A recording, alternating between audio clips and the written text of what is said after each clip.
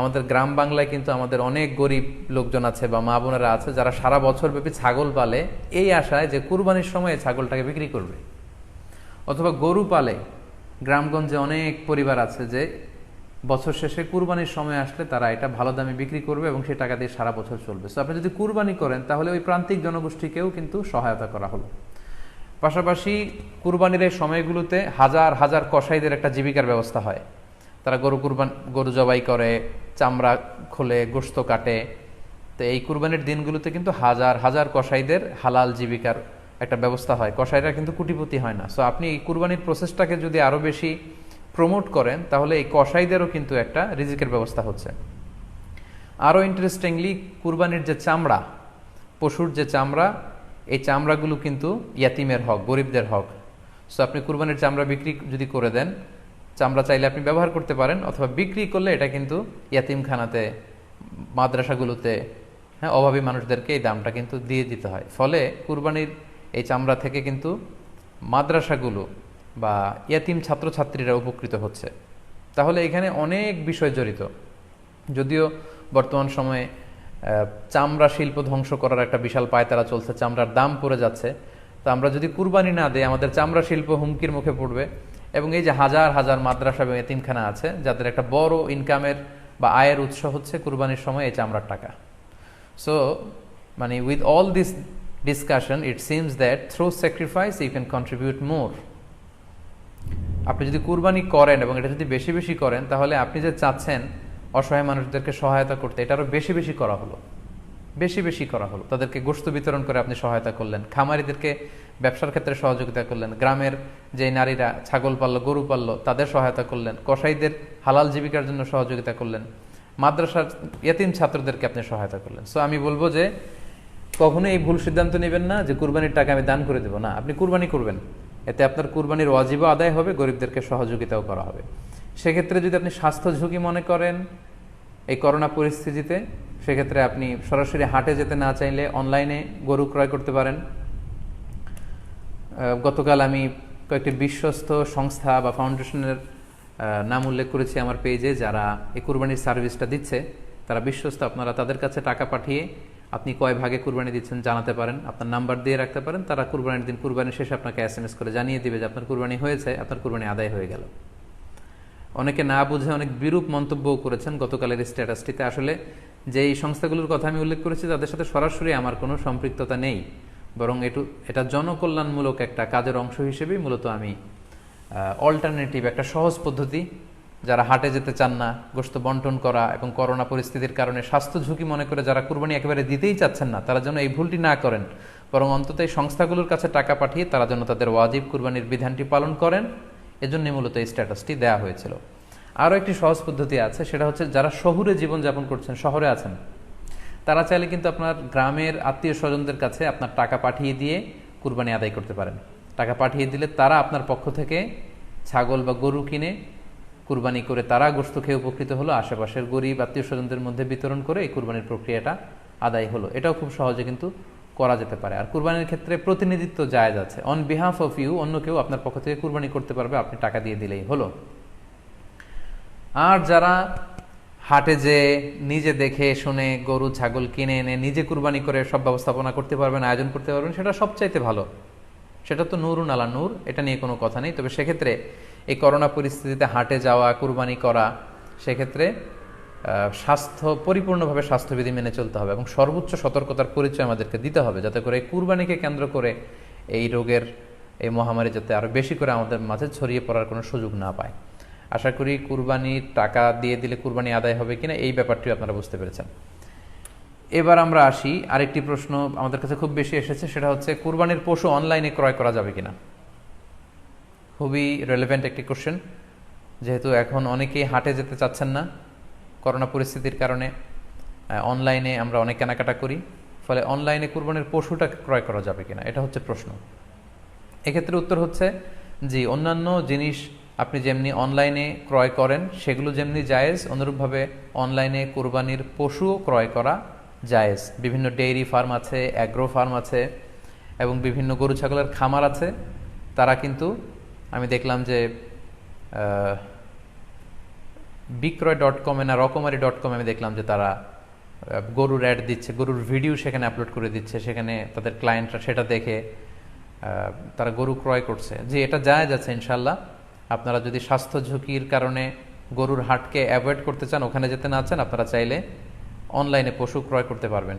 তবে সেক্ষেত্রে দুটি জিনিস আপনাকে নিশ্চিত হতে হবে, দুইটা জিনিস আপনাকে অনলাইনে পশু ক্রয় করার ক্ষেত্রে নিশ্চিত হতে হবে। প্রথম বিষয় হচ্ছে পশুটা দৈহিকভাবে ত্রুটিমুক্ত কিনা এটা নিশ্চিত হতে হবে, অর্থাৎ পশুর বিস্তারিত অঙ্গ প্রত্যঙ্গের বর্ণনা আপনার জানা থাকা চাই। পশুটা সুস্থ আছে কিনা, বাহ্যিকভাবে সমস্ত ত্রুটিমুক্ত কিনা এটা জানতে হবে।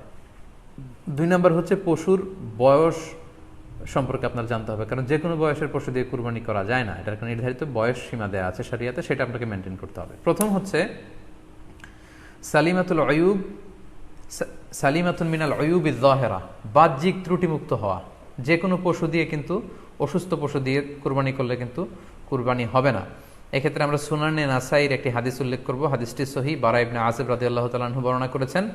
আল্লাহ রাসূল সাল্লাল্লাহু আলাইহি ওয়াসাল্লাম বলেছেন, লা ইয়াজুজু মিনাদ দাহায়া আল আওরাউল বাইয়িনু আওরুহা, এমন পশু দিয়ে কুরবানি হবে না যেই পশুটা সুস্পষ্টভাবে অন্ধ কানা কোনো পশু দিয়ে কুরবানি হবে না। ওয়াল আরজাউল বাইয়িনু আরাজুহা, খোড়া, কুরবানি যেখানে করা হবে ওই জায়গা পর্যন্ত হেঁটে যেতে পারছে না, মাঠ থেকে বাড়িতে আনা যাচ্ছে না, এরকম খোড়া প্রাণী দিয়ে কুরবানি করা যাবে না। ওয়াল মারিদাতুল বাইয়িনু মারাদুহা, খুব বেশি অসুস্থ, খুবই দুর্বল অসুস্থ প্রাণী দিয়ে কুরবানি করা যাবে না। ওয়াল আজফা উল্লাতি লা তুনকি, এবং এমন বয়স্ক বৃদ্ধ প্রাণী যে অতি বয়সের ভারে এটা নুজ্জ হয়ে গিয়েছে এবং এর হাড্ডির ভেতরে যে মজ্জা শুকিয়ে গিয়েছে, এরকম প্রাণী দিয়েও কিন্তু কুরবানি করা যাবে না। তাহলে সুনানে নাসাইয়ের এই সহিহ হাদিসটির মধ্য দিয়ে আমরা বুঝতে পারলাম যে অন্ধ প্রাণী দিয়ে কুরবানি করা যায় না, খোড়া প্রাণী দিয়ে করা যায় না, খুবই দুর্বল প্রাণী দিয়ে এবং খুব বয়স হয়েছে এরকম প্রাণী দিয়ে কিন্তু কুরবানি করা যাবে না। তারপর আমরা সুনানে তিরমিজির আরেকটি হাদিস এখানে উল্লেখ করব। এই হাদিসটিও হাসান পর্যায়ের হাদিস। বর্ণনাকারী হচ্ছেন আলী রাদিয়াল্লাহু তাআলা আনহু। তিনি বলেন, নাহা রাসূলুল্লাহ সাল্লাল্লাহু আলাইহি সাল্লাম আইয়ুদহা বিআ'যাবিল করনি ওয়াল উযুন, অর্থাৎ আল্লাহ রাসূল সাল্লাল্লাহু আলাইহি ওয়াসাল্লাম শিং ভাঙা এবং কান কাটা এরকম প্রাণী দিয়ে কুরবানি করতে নিষেধ করেছেন। অর্থাৎ ব্রোকেন হর্নস অ্যান্ড ইয়ার্স, কোনো পশুর যদি শিং দুটো ভাঙা থাকে অথবা কান কাটা থাকে, এরকম প্রাণী দিয়ে কুরবানি করলে কুরবানি আদায় হবে না। পশুর কানের ব্যাপারে আরও সুস্পষ্ট হাদিস এসেছে সুনানে তিরমিজিতে, এটিও হাসান পর্যায়ের হাদিস। বর্ণনাকারী সাইয়েদনা আলী রাদিয়াল্লাহু তাআলা আনহু, তিনি বলেন যে নাহা রাসূলুল্লাহ সাল্লাল্লাহু আলাইহি ওয়াসাল্লাম আইয়ুদহা বিমুকাবালাহ আও মুদাবারাহ আও শারকা আও খারকা আও জাদআ, অর্থাৎ আল্লাহ রাসূল সাল্লাল্লাহু আলাইহি ওয়াসাল্লাম মুকাবালা মানে এমন প্রাণী যেই প্রাণীর কানের সামনের অংশ কাটা, এরকম প্রাণী দিয়ে কুরবানি করা যাবে না। আও মুদাবারা, এমন প্রাণী যে প্রাণীর কানের পেছনের অংশ কাটা, সেটা দিয়ে কুরবানি করা যাবে না। আও শারকা, অথবা কানের মাঝখানে কাটা, দুই দিক ঝুলে আছে, করা যাবে না। আও খারকা, অথবা কানের ভেতরে ছিদ্র, পশুর কানে যদি ছিদ্র থাকে, কেটে যে ছিদ্র হয়ে গিয়েছে, ড্রিলড হয়ে গিয়েছে, সেই প্রাণী দিয়ে কুরবানি করা যাবে না। আও জাদা, অথবা নাক কাটা, এরকম প্রাণী দিয়ে কুরবানি করা যাবে না। তাহলে আল্লাহ রাসূল সাল্লাল্লাহু আলাইহি ওয়াসাল্লামের ভাষ্যমতে এই প্রাণীগুলো দিয়ে কুরবানি করা যাবে না। ফলে আপনি অনলাইনে যদি পশু ক্রয় করতে চান, আপনার যে পশুটা ক্রয় করবেন এটা বাহ্যিকভাবে সুস্থ আছে কিনা, অঙ্গ প্রত্যঙ্গের বিস্তারিত বর্ণনা ভিডিওতে আপনাকে ক্রস চেক করে এবং বাড়িতে আনার পরে সেটাকে দেখে এই পারচেজটা আপনাকে নিশ্চিত করতে হবে। 2 নাম্বার খেয়াল রাখবার বিষয় হচ্ছে পশুর বয়স। কুরবানির পশুর একটা নির্ধারিত বয়স সীমা আছে, সেক্ষেত্রে উটের জন্য 5 বছর হওয়া লাগবে কমপক্ষে, গরু বা মহিষের ক্ষেত্রে কমপক্ষে 2 বছর হতে হবে, এবং ছাগলের ক্ষেত্রে কমপক্ষে 1 বছর হতে হবে। আবার বলছি, উট 5 বছর, গরু 2 বছর এবং ছাগল 1 বছর।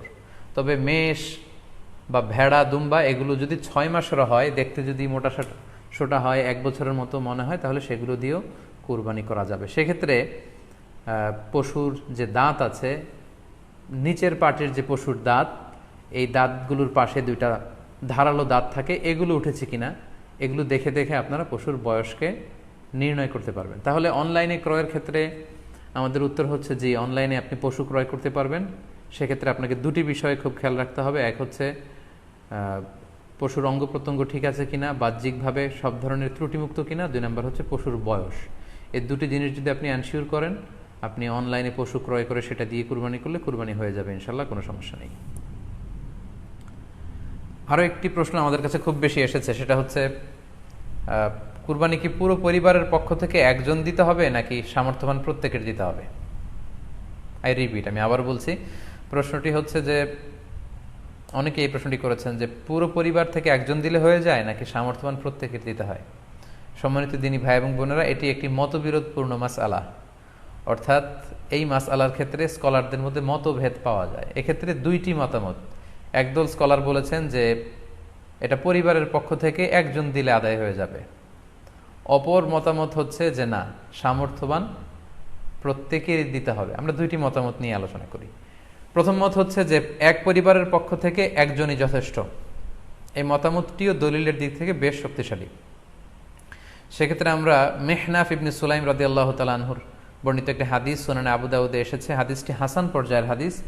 তিনি বলছেন, ও নাহনু উকুফুন মা রাসূলিল্লাহ বিআরাফাতিন, আমরা রাসূল সাল্লাল্লাহু আলাইহি ওয়াসাল্লামের সাথে 9 জিলহজ আরাফার ময়দানে ছিলাম। ক্বালা, তখন আল্লাহ রাসূল সাল্লাল্লাহু আলাইহি ওয়াসাল্লাম আমাদেরকে বলেছেন, ইয়া আইয়ুহান নাস, হে মানব সকল, ইন্না আলা কুল্লি আহলি বাইতিন ফি কুল্লি আমিন উদহিয়া, অর্থাৎ প্রত্যেকটি, আল্লাহ রাসূল সাল্লাল্লাহু আলাইহি ওয়াসাল্লাম বলেছেন প্রত্যেকটি ফ্যামিলির জন্য প্রতি বছর একটি কুরবানি ওয়াজিব হয়। আমি আবার বলছি, প্রত্যেক ফ্যামিলির জন্য প্রতি বছর কুরবানি দিতে হয় কয়টি? একটি। তাহলে কুরবানি পরিবারের পক্ষ থেকে একটি দিলেই আদায় হয়ে যাবে। সুনানি তিরমিজির আরও একটি হাদিস আমরা এখানে উল্লেখ করতে পারি, এই হাদিসটিও সহিহ। সাইয়েদনা আতা ইবনে ইয়াসার রাদিয়াল্লাহু তাআলা আনহু, উনি আবু আইয়ুব আল আনসারী রাদিয়াল্লাহু তাআলা আনহুকে জিজ্ঞেস করেছিলেন যে কাইফা কানাতিল উদহিয়া ফি আহদি রাসূলিল্লাহ, হে আল্লাহর নবীর সাহাবী, আল্লাহ রাসূল সাল্লাল্লাহু আলাইহি ওয়াসাল্লামের জামানাতে কুরবানি কেমন হতো, কিভাবে তারা কুরবানি দিতেন? তো আবু আইয়ুব আল আনসারী রাদিয়াল্লাহু তাআলা আনহু বলেছেন, কানা রাজুলু ইউদাহি বিশাতি আনহু ওয়া আন আহলিহি, আল্লাহ রাসূল সাল্লাল্লাহু আলাইহি ওয়াসাল্লামের সময়কালে লোকজন একটি ছাগল কুরবানি দিত তার পক্ষ থেকে এবং তার ফ্যামিলির পক্ষ থেকে। আনহু ওয়া আন আহলিহি, তার নিজের পক্ষ থেকে এবং ফ্যামিলির পক্ষ থেকে। অর্থাৎ এই হাদিসগুলোর আলোকে বোঝা যায় যে পুরো পরিবারের পক্ষ থেকে একজন কুরবানি দিয়ে দিলেই আদায় হয়ে যাবে। স্বামীও চাকরি করেন, স্ত্রীও চাকরি করেন, স্বামীরও টাকা আছে, স্ত্রীর টাকা আছে, দুইজনের আলাদা করে দিতে হবে না। স্বামী যদি একটা ছাগল কুরবানি দিয়ে দেয় তাহলে স্ত্রীর পক্ষ থেকে, পুরো ফ্যামিলির পক্ষ থেকে কুরবানি আদায় হয়ে যাবে। এই হাদিসগুলোর আলোকে বোঝা গেল। দ্বিতীয় আরেকটি মত আছে, সেই মতটি হচ্ছে প্রত্যেক সামর্থ্যবানের উপর ওয়াজিব। এটি ইমাম আবু হানিফার মত এবং আমাদের বাংলাদেশে এটিরই প্রচলন হয়ে এসেছে। আমরা এই মতামতটিকেই বেশি আমরা শুনে থাকি সব জায়গায়, যে যারাই সামর্থ্যবান প্রত্যেকের আলাদাভাবে দিতে হয়। স্বামী সামর্থ্যবান হলে স্বামীর দিতে হবে, স্ত্রী সামর্থ্যবান হলে স্ত্রীকে দিতে হবে, ছেলেরা হলে ছেলের দিতে হবে। এটা প্রত্যেকের আলাদাভাবে ইন্ডিভিজুয়ালি দিতে হয়। এবং সেক্ষেত্রে ওনারা দলিল দিচ্ছেন সুনান ইবনু মাজার একটি হাদিস, হাদিসটি সহিহ, যেখানে আল্লাহ রাসূল সাল্লাল্লাহু আলাইহি ওয়াসাল্লাম বলেছেন, মান কানা লাহু সাআহ, যার সামর্থ্য আছে কিন্তু ওয়ালাম ইউদাহি, সামর্থ্য থাকার পরেও সে কুরবানি দেয় না, ফালা ইয়াকরাবান্না মুসাল্লানা, সেজন্য ঈদুল আজহার দিন আমার ঈদগাহে না আসে নামাজ পড়তে। আল্লাহ রাসূল সাল্লাল্লাহু আলাইহি ওয়াসাল্লাম হুঁশিয়ারি বাণী ঘোষণা করেছেন, ধমক দিয়েছেন যে সামর্থ্য থাকার পরেও যে কুরবানি দেয় না সেজন্য আমার ঈদগাহে না আসে। এই হাদিসের আলোকে ওনারা বলেছেন মান কানা লাহু সাআহ, যার সামর্থ্য আছে। ওনারা বলছেন যে এটা ইন জেনারেল, ব্যাপক, যারই সামর্থ্য আছে তাকেই দিতে হবে। সো এখানে বাস্তবতা হচ্ছে দুই পক্ষেরই খুব ভ্যালিড দলিল আছে। আর কোনো মাসআলার ক্ষেত্রে যখন মতবিরোধ থাকে, দুই পক্ষেরই দলিল থাকে, সেক্ষেত্রে বাড়াবাড়ি করাটা অনুচিত। বরং এটা হচ্ছে ইসলামের সৌন্দর্য, এখানে প্রশস্ততা রয়েছে। সো যারা মনে করে যে ফ্যামিলির পক্ষ থেকে একজন কুরবানি দিলেই আদায় হয়ে যাবে, তাদেরও দলিল আছে, তাদেরকে সেটা করতে দেওয়া উচিত। তবে আমরা এটাকেই সাজেস্ট করি যে প্রত্যেক সামর্থ্যবানের উপর কুরবানি দেওয়া উচিত। এতে করে যিনি কুরবানি দিবেন উনি সওয়াব পেয়ে উপকৃত হলেন, আবার উনি কুরবানি দেওয়ার কারণে গোশত বিতরণ করলেন, ফলে গরিবরা উপকৃত হলো। সো সামর্থ্যবান প্রত্যেকেরই উচিত বেশি বেশি কুরবানি দেয়া। আশা করি এই মাসালাটাও আপনারা বুঝতে পেরেছেন। সম্মানিত, শুধু আমরা আমাদের লাইভের একেবারে শেষের দিকে চলে এসেছি। আমরা খুব বেশি লম্বাচড়া করতে চাই না, যদিও বলেছিলাম সংক্ষিপ্ত লাইভ, মাঝখানে একবার ইন্টারনেট এবং ইলেকট্রিসিটি চলে যাওয়ার কারণে একবার ইন্টারাপ্ট হলো। এ পর্যায়ে আমরা অল্প কয়েকটি রিমাইন্ডার আপনাদের সাথে শেয়ার করে আজকের আলোচনাটুকু আমরা এখানেই জবনিকা টানবো, এখানেই আমরা আলোচনাটি শেষ করবো ইনশাআল্লাহ। প্রথম যে রিমাইন্ডারটি আপনাদের সাথে আমি শেয়ার করতে চাই সেটি হচ্ছে, সম্মানিত সুধী, আমরা অনেকেই বাজার থেকে পশু আনার সময় বা কুরবানি করার সময় পশুর সাথে অনেক বেশি অমানবিক আচরণ করি, এতে করে কিন্তু আপনার কুরবানিটা, পুরো কুরবানির প্রক্রিয়াটাই প্রশ্নবিদ্ধ হয়ে যেতে পারে। তাই আজকের লাইভের মধ্য দিয়ে যারাই আপনারা যুক্ত হয়েছেন, আমি সবাইকে বলছি আমরা যাতে পশুর সাথে মানবিক আচরণ করি, কুরবানির পশুর সাথে এমন কোনো আচরণ যাতে না করি যাতে ওর কষ্ট না হয়, আমরা যেন এটা খেয়াল রাখি। বিশেষ করে জবাই করার আগে পশুকে ভালোভাবে রশি দিয়ে বেঁধে নেয়া এবং ছুরিটা, যেই ছুরি দিয়ে জবাই করা হবে সেটা খুব ধারালো থাকা। আল্লাহ রাসূল সাল্লাল্লাহু আলাইহি ওয়াসাল্লাম কিন্তু এই দিক নির্দেশনা আমাদেরকে দিয়েছেন। সুবহানাল্লাহ, ইসলাম যে কতটা চেক অ্যান্ড ব্যালেন্স, কতটা ভারসাম্যপূর্ণ জীবন বিধান। আল্লাহ রাসূল সাল্লাল্লাহু আলাইহি ওয়াসাল্লাম সহিহ মুসলিমের বর্ণনায় তিনি বলছেন, ইযা যাবাহতুম ফাআহসিনু যিবহা, তোমরা যখন জবাই করবে সেখানেও তোমরা ইহসান করো। কেননা আল্লাহ তাআলা সব জায়গায় ইহসানকে অবধারিত করেছেন। আমরা জীবনে যাই করব না কেন সেটা ইহসানের সাথে করতে হবে।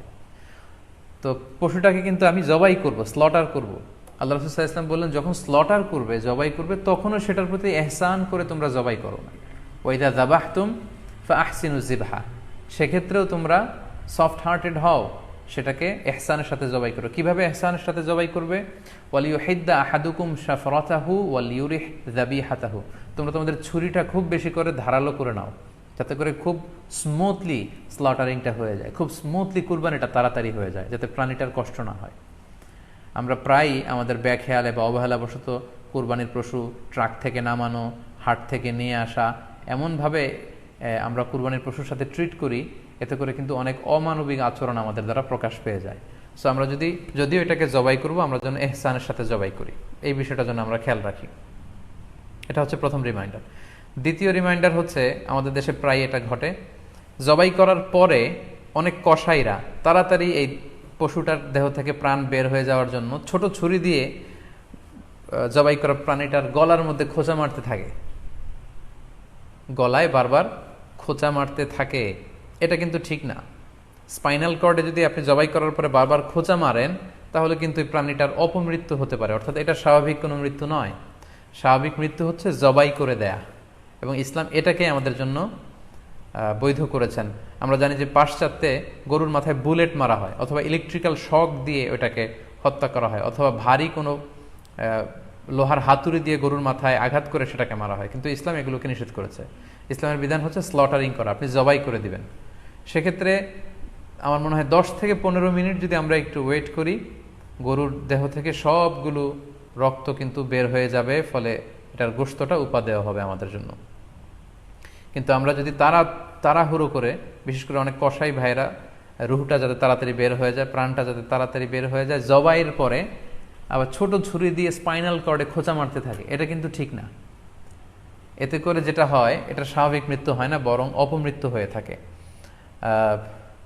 আমরা যখন কুরবানি করি তখন প্রাণীটার শ্বাসনালী এবং কণ্ঠনালী কেটে যায়, এবং তারপরে রক্তনালী, যেটাকে ইংরেজিতে বলে জুগুলার ভেইন, এই জুগুলার ভেইনটা যখন কেটে যায় তখন কিন্তু প্রাণীটা আর ব্যথা পায় না। গবেষণায় দেখা গিয়েছে যে যদিও আমরা দেখি যে প্রাণীটা খুব ছটফট করে, লাফালাফি করে, কিন্তু আসলে সে ব্যথা পায় না। জুগুলার ভেইন যখন কেটে ফেলে তখন ব্রেইন তাকে স্পাইনাল কর্ডের মাধ্যমে হার্টে সিগন্যাল দেয় আরও বেশি পাম্প করার জন্য, আরও বেশি রক্ত পাঠানোর জন্য। ফলে দেহের সবগুলো রক্ত গলার ওই কাটা জায়গা দিয়ে কিন্তু বের হয়ে যায়। কিন্তু ওই মুহূর্তে আপনি যখন ছোট ছুরি নিয়ে এটার স্পাইনাল কর্ডে খোঁচাখুচি করতে শুরু করেন, তখন কিন্তু এটার অপমৃত্যু ঘটে, এটার স্ট্রোক হতে পারে, এটা হার্ট অ্যাটাক করে মারা যেতে পারে। তাহলে সেটা কিন্তু স্বাভাবিকভাবে জবাইয়ের মধ্যে দিয়ে মৃত্যুবরণ করলো না, বরং হার্ট অ্যাটাক করে বা স্ট্রোক করে সেটা মারা গেল। তখন কিন্তু আপনার কুরবানিটা প্রশ্নবিদ্ধ হয়ে যেতে পারে। তো এই জন্য আমি সকলের কাছে অনুরোধ করব, আপনারা তাড়াহুড়ো না করে 10 থেকে 15 মিনিট একটু ওয়েট করেন জবাইয়ের পরে, এটাকে স্বাভাবিকভাবে, ন্যাচুরালি, প্রাকৃতিকভাবে এটা রুহটা বের হতে দিন। তা না হলে আমাদের কুরবানি কিন্তু প্রশ্নবিদ্ধ হয়ে যেতে পারে। 3 নম্বর রিমাইন্ডার হচ্ছে, আমাদের বাংলাদেশের অনেক জেলায় আমরা হিন্দু মুসলমান একসাথে থাকি। আমার কাছে নিউজ এসেছে যে অনেক জায়গায় অনেকে হিন্দুদের মন্দিরের সামনে কুরবানির গরু জবাই করে। এটা ঠিক না, কারণ আমরা জানি যে ওরা এই গরুর পূজা করে থাকে। সো আমরা এমন কিছু করব না যেটা ওদেরকে খুব বেশি কষ্ট দিবে। সো অনেকে শুনেছি যে উস্কানিমূলকভাবে তারা একটু দেখিয়ে দিতে চায় বা তাদের উপর প্রতিশোধ নিতে চায়, এরকম করে অনেক সময় হিন্দুদের বিভিন্ন গ্রামে মন্দিরের সামনে এই কুরবানির ব্যবস্থাপনা করা হয়। আমি বলবো যে আমরা এটা যাতে না করি। আমরা হিন্দুদের যে উপাসনালয় আছে, আমাদের হিন্দু ভাইদের উপাসনালয়গুলোকে স্কিপ করে এমন জায়গায় কুরবানি করব যাতে করে তাদের এই দৃশ্য দেখা না লাগে এবং তাদের এবাদতগাহের সামনেও যাতে আমাদের এরকম পরিস্থিতি তৈরি করতে না হয়, আমরা যাতে সাম্প্রদায়িক সম্প্রীতি আমাদের আবাদতের মধ্য দিয়ে বজায় রাখতে পারি এবং কোনো ধরনের উস্কানিমূলক কর্মকাণ্ডে যেন আমরা কখনোই যুক্ত না হই। 4 নাম্বার এবং সবচাইতে গুরুত্বপূর্ণ পয়েন্ট হচ্ছে, জি খেয়াল করে শুনুন, আপনাকে বলছি 4 নাম্বার পয়েন্ট হচ্ছে যে জবাইয়ের স্থান এবং বর্জ্য কুরবানির পরে এটাকে নিজ দায়িত্বে পরিচ্ছন্ন করুন। আই রিপিট, আমি আবার বলছি, যেখানে আপনি কুরবানি করলেন সেটাকে এবং এই যে বর্জ্য ময়লা এটা নিজ দায়িত্বে আপনি ক্লিন করুন। সিটি কর্পোরেশনের ভাইয়েরা সরকারি তত্ত্বাবধানে সারা বাংলাদেশের এই সব বর্জ্য আসলে পরিষ্কার করা সম্ভব না। জরিপে এসেছে যে 50 লক্ষ গরু জবাই করা হয় প্রত্যেকটা কুরবানির ঈদে। তো সেক্ষেত্রে আমাদেরকে দায়িত্বশীল হতে হবে। কুল্লুকুম রাঈন ওয়া কুল্লুকুম মাসউলুন আন রাইয়াতিহি। আল্লাহ রাসূল সাল্লাল্লাহু আলাইহি ওয়াসাল্লাম বলেছেন, তোমরা প্রত্যেকে দায়িত্বশীল আর তোমাদের প্রত্যেকের দায়িত্বের ব্যাপারে কিয়ামতের ময়দানে আল্লাহ তাআলা কিন্তু তোমাদেরকে জিজ্ঞেস করবে। তাই আমরা যেন নিজ দায়িত্বে এই কুরবানির করার স্থান এবং বর্জ্য যেন পরিষ্কার করি। ব্লিচিং পাউডার দিয়ে বেশি করে পানি মেরে আমরা যেন পরিষ্কার পরিচ্ছন্ন রাখি, কারণ আত-তুহুরু শাতরুল ঈমান, পরিষ্কার পরিচ্ছন্নতা এটা হচ্ছে ঈমানের অঙ্গ। এই বিষয়টা জানে আমরা খুব গুরুত্বের সাথে নেই এবং নিজ নিজ কুরবানি আমরা যেখানে দিলাম সেই জায়গাটা যেন আমরা পরিষ্কার করি। বিশেষ করে বিভিন্ন সংস্থা যারা অনেক অনেক কুরবানি করবেন, ভলান্টিয়ারলি বিভিন্ন কুরবানি করে কুরবানির গোশত বিতরণ করবেন, আপনারা এরকম ভলান্টিয়ারলি ক্লিনলিনেস ক্যাম্পেইন করতে হবে যাতে কোনো ধরনের রক্ত, ময়লা, বর্জ্য, আবর্জনা না থাকে। এই ব্যাপারটাকে যেন আমরা খেয়াল রাখি। সর্বশেষ হচ্ছে, অনেকে জিজ্ঞেস করেন যে ফ্রিজে রাখা যাবে কিনা। জি, কুরবানির গোশত ফ্রিজে রাখা যাবে। ইবনে আব্বাস রাদিয়াল্লাহু তাআলা আনহুর মত অনুযায়ী 3 ভাগ করা উত্তম, তবে এটা আবশ্যক নয়। আপনি 1 ভাগ নিজে খাবেন, 1 ভাগ আত্মীয় স্বজন প্রতিবেশীদের দিবেন, আরেক ভাগ গরিব দুঃখীদের মাঝে বন্টন করে দিবেন, এটা উত্তম, কিন্তু এটা আবশ্যক নয়। পুরো গোশত যদি আপনার লেগে যায় আপনি ভোগ করতে পারেন, আর যদি আপনার কাছে অতিরিক্ত গোশত থাকে এটা আপনি আত্মীয়দের দান করুন, গরিব আত্মীয়দের আপনি উপহার দিন, গরিব মিসকিনদের, সুবিধা বঞ্চিত মানুষদেরকে আপনি এগুলো দান করুন। কারণ সূরাতুল হাজ্জের 28 নম্বর আয়াতে আল্লাহ তাআলা বলেছেন, ফাকুলু মিনহা ওয়া আত'ইমুল বাঈসাল ফাকির, তোমরা কুরবানির এই গোশত নিজেরাও খাও এবং অভাবী লোকদেরকে দাও। এবং সহিহ বুখারীতে আল্লাহ রাসূল সাল্লাল্লাহু আলাইহি ওয়াসাল্লামের একটি বর্ণনা, আল্লাহ রাসূল সাল্লাল্লাহু আলাইহি ওয়াসাল্লাম বলেছেন, কুলু ওয়া আত'ইমু ওয়াদাখিরু, অর্থাৎ কুরবানির গোশত তোমরা খাও, ওয়া আত'ইমু মানে অন্যদের খাওয়াও, ওয়াদাখিরু এবং তোমরা এটাকে প্রিজার্ভ করে রাখো বা জমা করেও রাখতে পারো। অর্থাৎ আপনি চাইলে ফ্রিজে রাখতে পারবেন, আপনি পরবর্তীতে খেতে চাচ্ছেন আপনি রাখতে পারবেন ইনশাআল্লাহ। সো উত্তম হচ্ছে 3 ভাগ করে 1 ভাগ নিজে খাওয়া, 1 ভাগ আত্মীয় স্বজনদের প্রতিবেশীদের দেয়া এবং 1 ভাগ অভাবী, সুবিধা বঞ্চিত গরিব মিসকিনদের মাঝে বন্টন করে দেয়া। এবং অবশ্যই অবশ্যই যাদের সামর্থ্য আছে আপনারা বেশি বেশি কুরবানি করুন এবং এই কুরবানির মধ্য দিয়ে আমরা অনেক অনেক প্রান্তিক জনগোষ্ঠী, সুবিধা বঞ্চিত মানুষ, তাদের কাছে আমাদের সহায়তাগুলো পৌঁছে দিতে পারবো। সম্মানিত সুধী, আপনাদের সবাইকে আবারও শুকরিয়া জানাই। দীর্ঘ সময় নিয়ে আপনারা আমাদের লাইভ প্রোগ্রামটিতে জয়েন করেছেন। এখনও দেখা যাচ্ছে প্রায় 22,700 দিনী ভাই বোন আমাদের লাইভটি শুনছেন।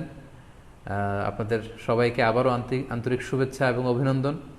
আমরা কামনা করি যে আল্লাহ তাআলার কাছে আমরা ফরিয়াদ করি জিলহজ মাসের প্রথম 10 দিনের যে বারাকা, রাহমা, আমরা যেন নফল আবাদত করে করে বেশি বেশি তাকবীর, তাহলিল দিয়ে এই দিনগুলো যেন মুখরিত রাখতে পারি, বেশি বেশি নফল আবাদত করতে পারি, নফল রোজা রাখতে পারি। বিশেষ করে অবশ্যই আরাফার দিনের রোজা যাতে আমরা মিস না করি।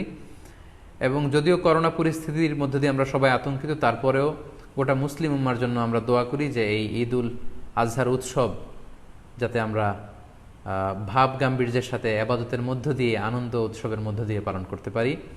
আপনাদের সবার জন্য আমি দোয়া করছি, আমি নিজেও আপনাদের সবার কাছে দোয়া চাই। আল্লাহ তাআলা আপনাদের সবাইকে ভালো রাখুক, সুস্থ রাখুক, ঈমানের সাথে রাখুক।